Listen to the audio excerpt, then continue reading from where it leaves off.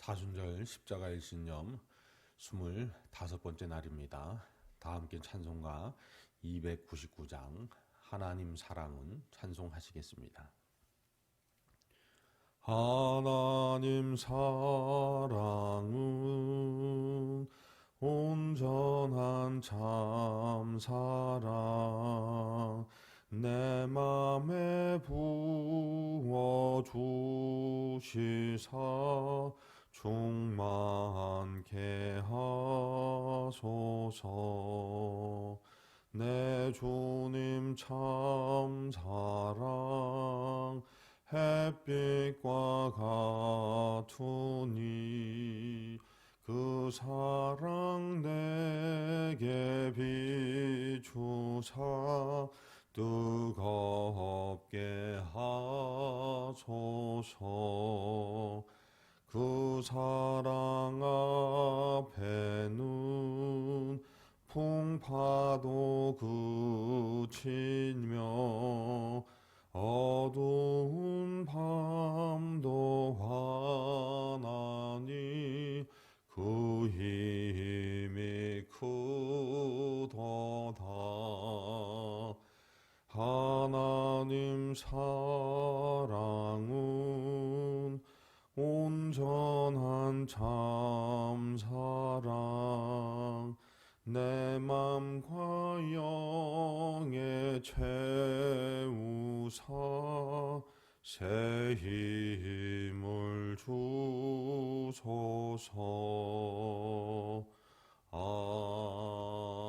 아멘. 사도신경으로 우리의 신앙을 고백합니다.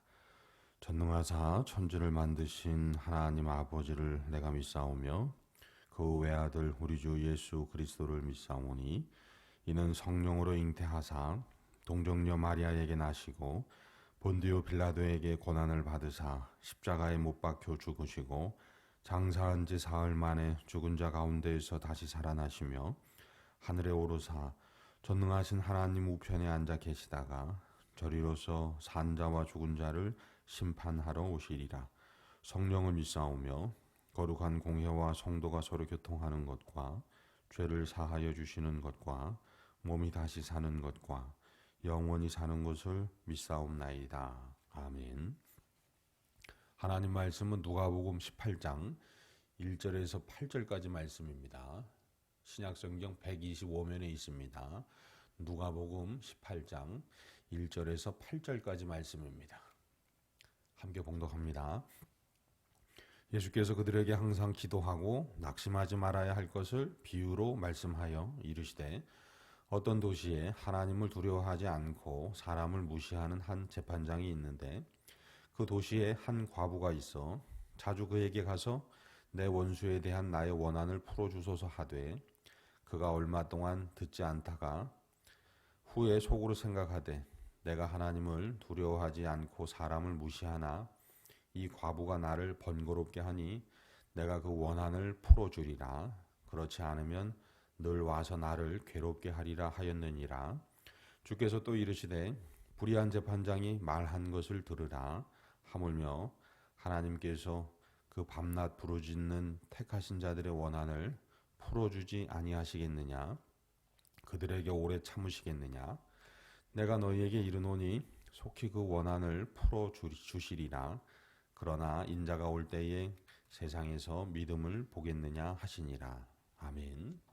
할렐루야. 오늘 말씀에 예수님께서 비유로 말씀하십니다. 이 비유를 말씀하시는 목적을 우리가 알아야 하는데 항상 기도하고 낙심하지 말아야 할 이유에 대해서 비유로 말씀하시는 겁니다. 목적은 항상 기도하고 낙심하지 않는 것입니다. 비유 속에 재판장이 등장하고 과부가 등장합니다. 과부는 힘이 없는 사람입니다. 억울해도 그 억울함을 그냥 당할 수밖에 없는 사람입니다. 원한이 있었는데 그 원한을 풀어줄 공정한 재판장이 없었습니다. 재판장은 하나님을 무시하고 하나님을 두려워하지 않고 사람을 무시하는 재판장이었습니다. 불의한 재판장이라는 겁니다. 그런데 예수님의 비유 속에 놀라운 일이 벌어집니다. 이 과부가 아무것도 가진 것 없는데 계속 찾아가서 내 억울한 내 원한을 풀어달라고 계속 재판장에게 요구를 하는 겁니다.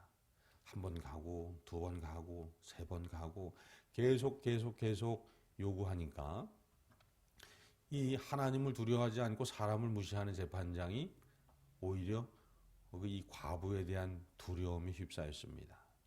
그가 나를 번거롭게 하니 내가 정말 죽을 것 같다는 겁니다.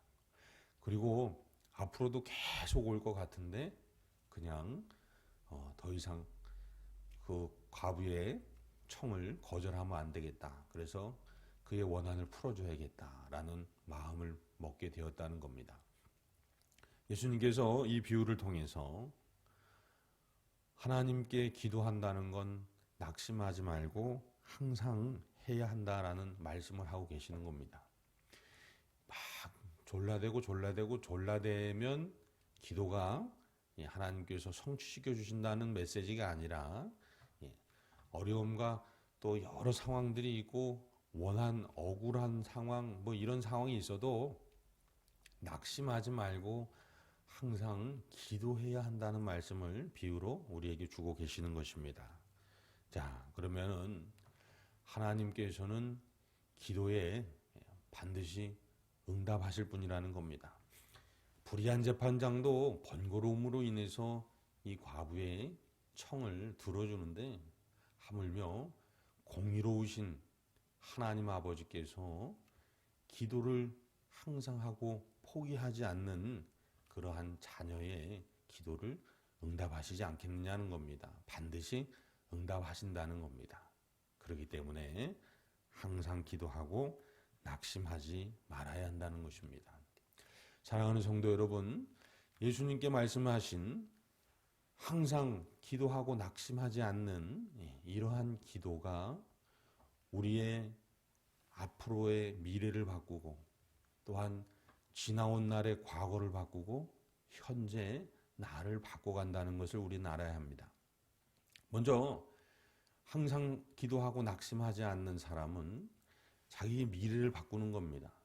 왜냐하면 주문이 아니라면 하나님께서 그 기도에 들어 응답해 주실 것이기 때문입니다.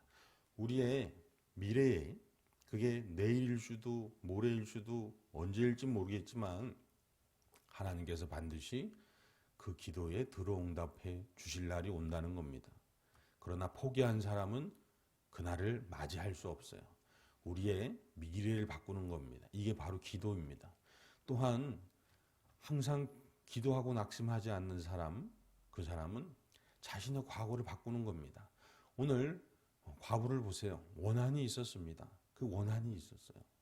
그런데 그걸 그냥 꾹 참고 그냥 분노로 삭히거나 아니면 그냥 포기하거나 낙담해서 그렇게 사는 게 아니라 그래 내가 원한이 있었지만 억울한 일이 있었지만 이걸 청해서 이걸 기도해서 내 미래를 바꾸겠다는 그러한 의지를 보였을 때 이 과부에게 그런 원한은 더 이상 낙심의 이유가 아니라 꼭 회복해야 할 그런 이유가 된 것입니다.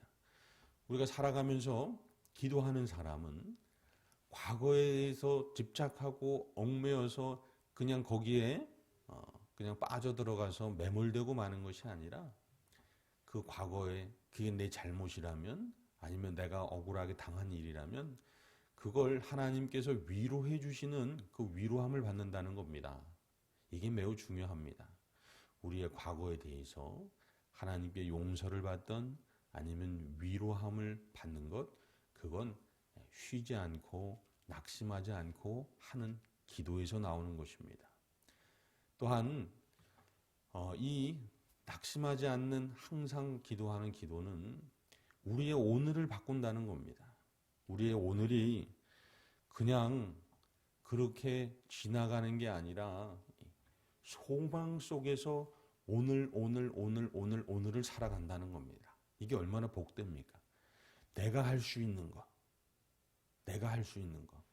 나의 오늘을, 나의 현재를 낙심하지 않고 항상 기도함을 통해서 하나님께서 내 미래를 귀하게 여겨주실 것이고 성취시켜 주실 것이라는 소망을 가질 때에 오늘이 소망의 오늘이 되는 겁니다. 낙담의 오늘이 아니라, 절망의 오늘이 아니라 소망의 오늘이 되는 것입니다. 하나님 아버지께서는 저와 여러분의 기도에 반드시 응답하실 줄로 믿습니다. 그렇다면 우리에게 남은 것은 낙심하지 않고 항상 기도하는 것입니다. 이 귀한 삶을 천국 가는 그날까지 날마다 걸어가시기를 주님의 이름으로 축복합니다. 기도하시겠습니다. 거룩하신 하나님 아버지, 과부와 불의한 재판장을 통해 항상 기도하고 낙심하지 않아야 할 이유를 분명히 배웁니다. 나를 지으시고 독생자 예수님의 생명을 나를 구원하기 위해 십자가에 내어주신 하나님 아버지께서는 내 기도에 반드시 응답하시고 성취시켜 주신다는 믿음을 가지고 기도하게 하옵소서. 항상 기도하게 하옵소서. 기도를 쉬지 않게 하여 주옵소서. 그리하여 우리의 미래를 바꾸고 과거를 바꾸고 현재를 소망의 현재로 살아가는 은혜의 주인공 되게 하여 주옵소서. 주께서 오늘 하루도 허락하신 생명으로 하나님의 기쁨 되는 삶 살게 하여 주시기를 간절히 소망하며, 특별히 다음의 가족들 건강을 지키시고 안전을 붙들어 주시사 모든 입술 통해서 무한한 찬송 받아 주옵소서. 감사하며 우리 구주 예수 그리스도의 이름으로 기도드립니다. 아멘. 하늘에 계신 우리 아버지여, 이름이 거룩히 여김을 받으시오며 나라가 임하시오며 뜻이 하늘에서 이루어진 것 같이 땅에서도 이루어지이다. 오늘 우리에게 일용할 양식을 주시옵고 우리가 우리에게 죄 지은 자를 사하여 준 것 같이 우리 죄를 사하여 주시옵고 우리를 시험에 들게 하지 마시옵고 다만 악에서 구하시옵소서. 나라와 권세와 영광이 아버지께 영원히 있사옵나이다. 아멘.